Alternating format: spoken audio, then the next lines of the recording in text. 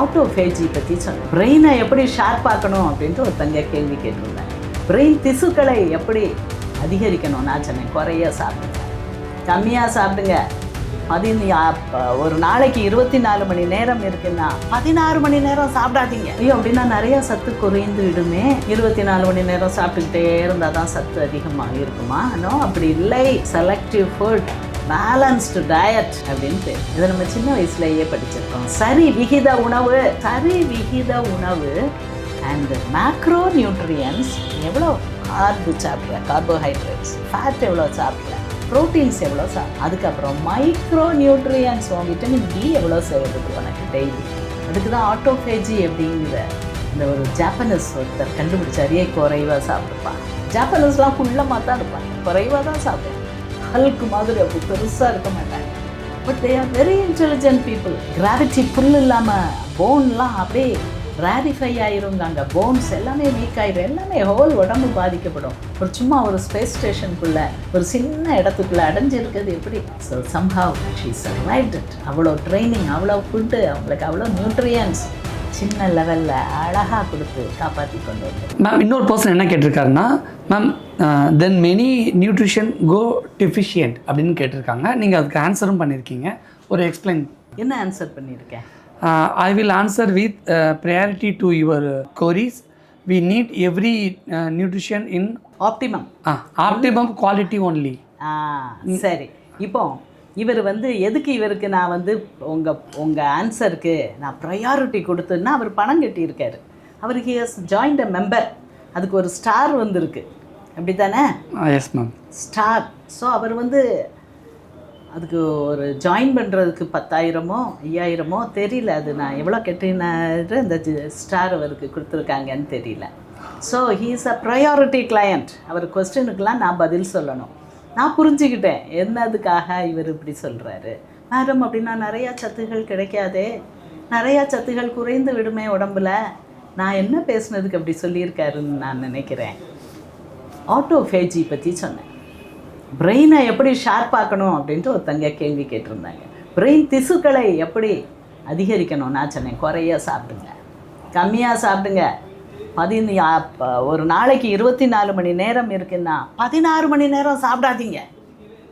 16 மணி நேரம் வயிற்றை எம்டியாக வைங்க. ஏன்னா ஏதாவது தண்ணீர், ஜூஸ் கூட குடிக்கக்கூடாது. நிறைய பேர் சுகரை போட்டு உடனே பிள்ளைப்பா சாப்பிடவே இல்லைன்னு ஜூஸாக கொடுப்பாங்க. நோ, வேணா பிளாக் டீ குடிச்சிக்கோங்க, இல்லை க்ரீன் டீ அல்லது பிளாக் காஃபி, பிளாக் டீயும் இருக்குது. இப்படிப்பட்ட நியூட்ரியன்ஸு, சத்து, கேலரி ரிச் இல்லாத விஷயங்கள், தண்ணீர், ஓகே, இப்படி நீங்கள் குடிச்சிக்கலாம் அப்படின்னு நான் சொல்லியிருந்தேன்.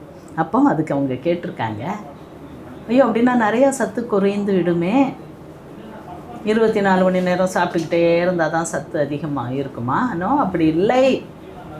செலக்டிவ் ஃபுட், பேலன்ஸ்டு டயட் அப்படின்னு பேர். இதை நம்ம சின்ன வயசுலேயே படிச்சிருக்கோம். சரி விகித உணவு, சரி விகிதம்.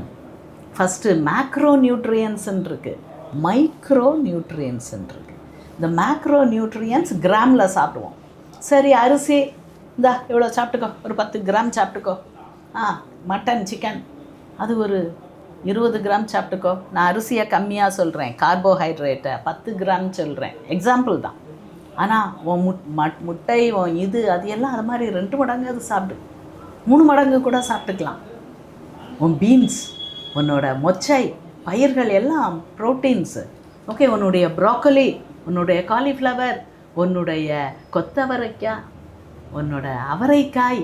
ஸோ இது எல்லாமே உனக்கு பீன்ஸ்லாம் ப்ரோட்டீன்ஸ் வெரைட்டியில் வரும் வித் ஃபைபர். ஸோ சரி விகித உணவு அண்டு மேக்ரோ நியூட்ரியன்ஸ்.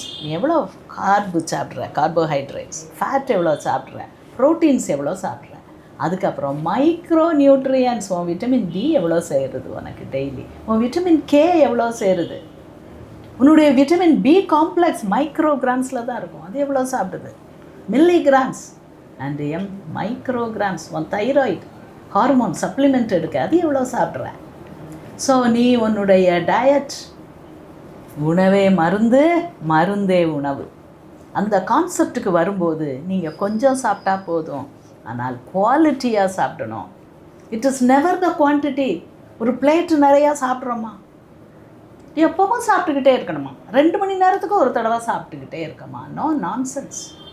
அதுக்கு தான் ஆட்டோஃபேஜி அப்படிங்கிற அந்த ஒரு ஜாப்பனீஸ் ஒருத்தர் கண்டுபிடிச்சார். குறைவாக சாப்பிடுப்பா. ஜாப்பனீஸ்லாம் குள்ளமாக தான் இருப்பாங்க, குறைவாக தான் சாப்பிடுவாங்க. ஹல்க் மாதிரி அப்படி பெருசாக இருக்க மாட்டாங்க. But they are very intelligent people. So healthy people, நெடுநாள் வாழ்பவர்கள். ஸோ உங்களுடைய ஐடியாஸ் அண்ட் கான்செப்ட்ஸ் எல்லாம் நம்ம மாற்றி அமைக்கணும். டாக்டர்ஸ் சொல்லி கொடுத்ததே தப்பு. அடிக்கடி சாப்பிடு. ஸோ குறைவாக சாப்பிடு, குவாலிட்டியாக சாப்பிடு. என்ன சாப்பிட்ற? எல்லாம் கிடைக்குதா உனக்கு? சரி விகித உணவாக இருக்கா?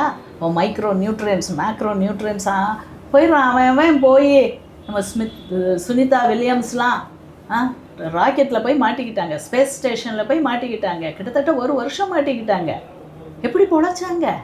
பொழைச்சி அழகாக திரும்பி வந்துட்டாங்க. ஓகே, ஸோ அவங்களுக்கு கொடுக்கப்பட்ட கரெக்டான உணவுகள் அது அவங்கள காப்பாற்றுச்சுது. ஓகே, வியாதி இல்லாமல் இப்போ திருப்பி வந்து ரொம்ப வீக்காக அவங்க ஏர்த்துக்கு திரும்பும்போது she was very weak. Gravity pull இல்லாமல் போன்லாம் அப்படியே ரேரிஃபை ஆயிருங்க. அங்கே போன்ஸ் எல்லாமே வீக் ஆயிரும், எல்லாமே ஹோல் உடம்பு பாதிக்கப்படும். சும்மா ஒரு ஸ்பேஸ் ஸ்டேஷனுக்குள்ளே ஒரு சின்ன இடத்துக்குள்ளே அடைஞ்சிருக்கிறது எப்படி? So somehow she survived it. அவ்வளோ ட்ரைனிங், அவ்வளோ ஃபுட்டு, அவங்களுக்கு அவ்வளோ நியூட்ரியன்ஸ் சின்ன லெவலில் அழகாக கொடுத்து காப்பாற்றி கொண்டு வந்திருக்காங்க. ஓகே, இந்த டெக்னிக்ஸை தான் நம்மளும் படிக்கணும். ஈஸி தான், படிக்கிறது ஈஸி தான், செயலாக்குவது ஈஸி தான். ஹோல் கம்ப்ளீட் ஃபுட்ஸ் அளவாக சாப்பிடுங்க. ஓகே, இயற்கையான ஃபுட்டு சாப்பிடுங்க. செயற்கையான ஃபுட்டை தொடாதீங்க. ஃபேக்ட்ரி மேடா? இது எங்கே மேக்? இது ஒரு செடியிலேருந்து விளைஞ்சி வந்துச்சா அந்த ஃபுட்டு? இல்லை ஃபேக்ட்ரி மேடா? எல்லாம் ஃபேக்ட்ரி மேட் தான். ஸோ ஃபேக்ட்ரி மேடை குறைச்சி இயற்கையான ஃபுட்டோட, இயற்கையோட கனெக்ட் ஆகி, அது இயற்கையில் எல்லா நியூட்ரியன்ஸும் பொதிந்து இருக்குது. ஸோ அப்படி நீங்கள் சாப்பிட்டீங்கன்னா நல்லாயிருக்கும்.